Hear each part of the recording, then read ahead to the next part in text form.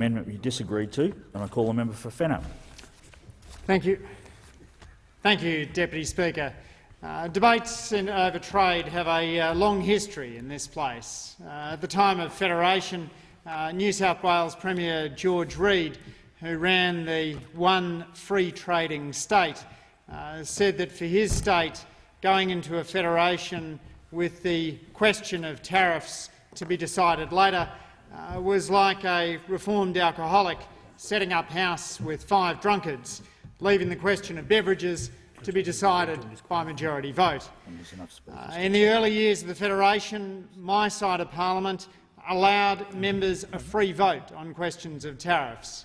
But by 1905, we decided to join with Alfred Deakin's protectionists and Labor supported tariffs, as indeed did the Conservatives. Tariffs nearly doubled during the 1920s, the era of Smoot-Hawley, and by the late 1960s, the Australian economy was, according to one analysis, the most protected economy in the advanced world. What Blackjack McEwen called protection all round meant that if you wanted to sell a product in Australia, then you either had to get an import licence or pay a tariff, which could often double the price of the product. And then along came Gough Whitlam.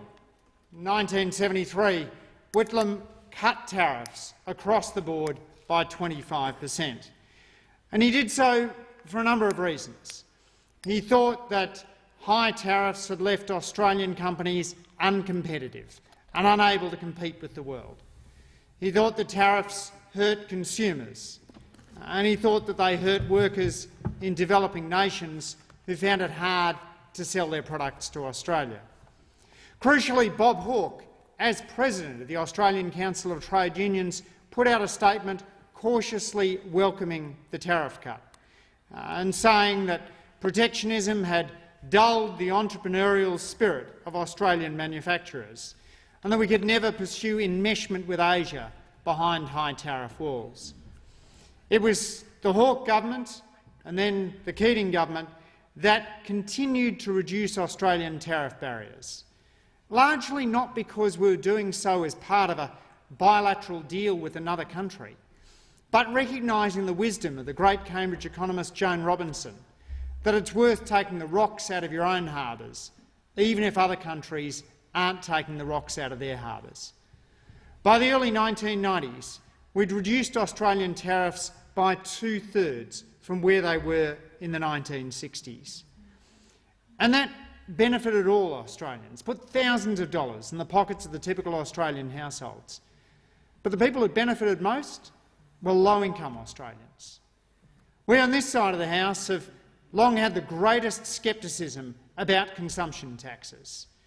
We were very sceptical about the introduction of the GST and the effect that might have on inequality. It was Labor that pushed for carve-outs from the GST. And it's for the very same reason that Labor supported tariff cuts through the 1980s and 1990s. Because tariffs are consumption taxes on imports, and they're regressive in the same way that the GST is regressive. And so, as we've steadily brought down tariffs on clothes and cars, all Australian consumers have benefited. But as a share of income, low-income consumers have benefited the most. And for economists, trade is just another example of how comparative advantage works. And just as most of us don't fix our own cars, most of us don't cut our own hair, well, not unless we're in lockdown, and most of us don't make our own clothes, so too Australia benefits as a nation that has just 0.3% of the world's population from focusing on what we do best, on importing other goods that we need. Trade has made us more prosperous than we would otherwise be. And it's also opened up huge consumption possibilities. One study of trade liberalisation in the United States found the number of product varieties tripled from the 1970s to the 2000s. If you look through a large supermarket, you might feel as though you're hit by the paradox of choice. But if you're a collector, if you love unusual cars, or if you're a hobbyist, you've benefited from the reduction in trade barriers. It's not just bringing down the average tariff, which we've done, but it's the way in which a lower average tariff brings more products into the markets. And when we think about the employment effects, we have to remember that for many workers, their jobs are significantly enhanced by working using equipment that's been imported. If you're a farmer, you benefit from imported fertiliser. If you're an office worker, you benefit from imported computers. If you're a factory worker, you benefit from imported factory machinery. If you're a truckie, you're certainly driving an imported truck, and that's making you much more productive. And indeed, many of our export-oriented firms rely on imported capital equipment. Now, naturally, many have been concerned about the impact of trade on employment. But it is important to remember what's going on globally when we look at manufacturing. Global employment in manufacturing has peaked as a share of the workforce. And indeed, as a share of the workforce, manufacturing peaked in the Philippines in 1992, in China in 1995, in Mexico in 2000, in Indonesia in 2001, in India in 2012. So even in the countries where manufacturing dominates the workforce, it is falling as a share of employment. And the main reason for that can't be trade. If global manufacturing employment has peaked, it must be the case that this is a technology effect, which is why most of the studies that look at trade and technology say that about 4/5 of the job loss in manufacturing is delivered by trade. You only have to look at the factories of the future to see that many of them are far more capital intensive than factories of the past. There are many good jobs in manufacturing, and there are many great employment opportunities in manufacturing for Australia.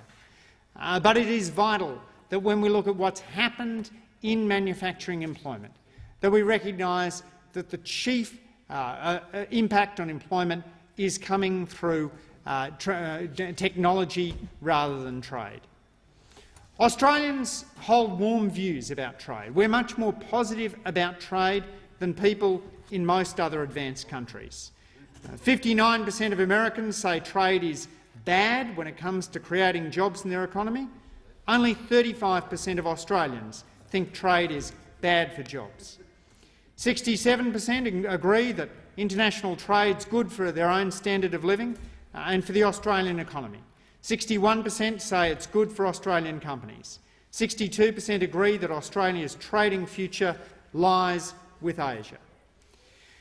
But it is increasingly true that trade negotiations are taking place on a plurilateral rather than a multilateral basis.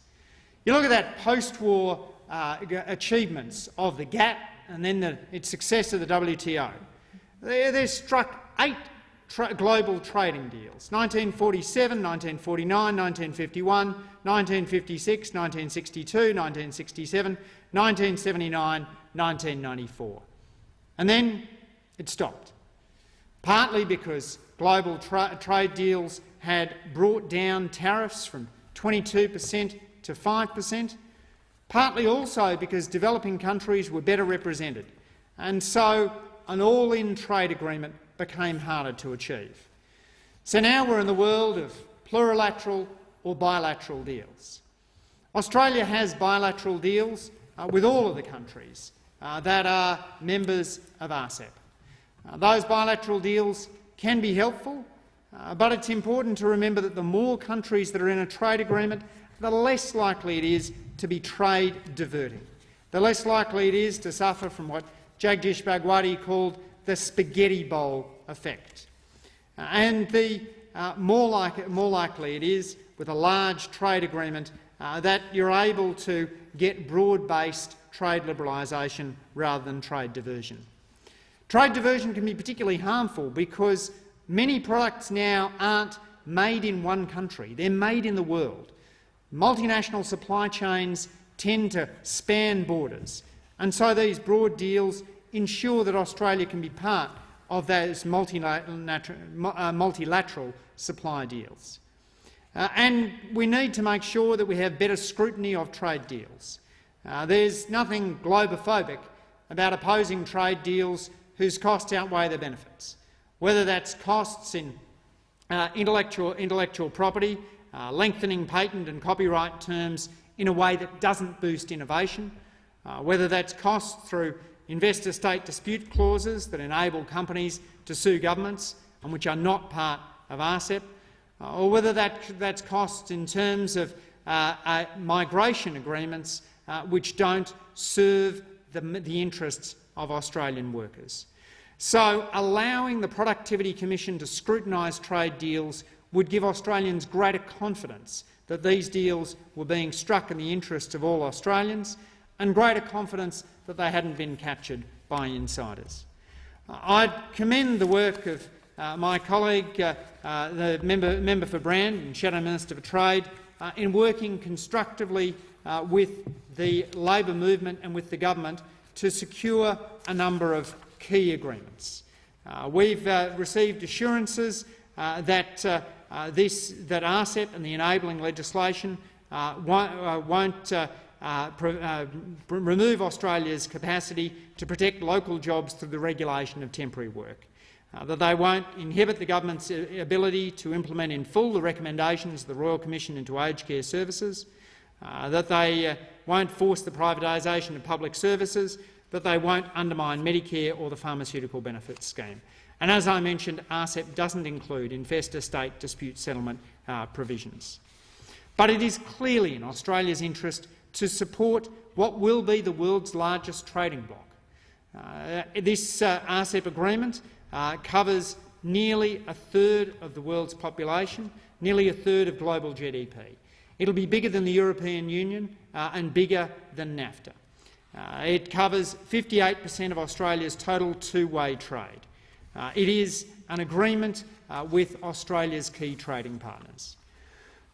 The members of RCEP are not overall democracies. In this sense, this is a different trade deal than we would be striking in our negotiations with the European Union or the United States or the United Kingdom. But it is worth ensuring that we liberalise trade at the same time. This is a foundation agreement, one which has the potential to act as a platform for reducing trade barriers. But it will rely on the hard work of the Australian government. We saw the promises of APEC in the late 1990s to secure zero tariffs from developed countries by 2000 and from developing countries by 2020. Well, that promise didn't eventuate. So it's important that we have follow-through from the government on this trade agreement. Australia needs to ensure that we continue reducing those tariff barriers because so many Australian jobs are tied up with exporting industries.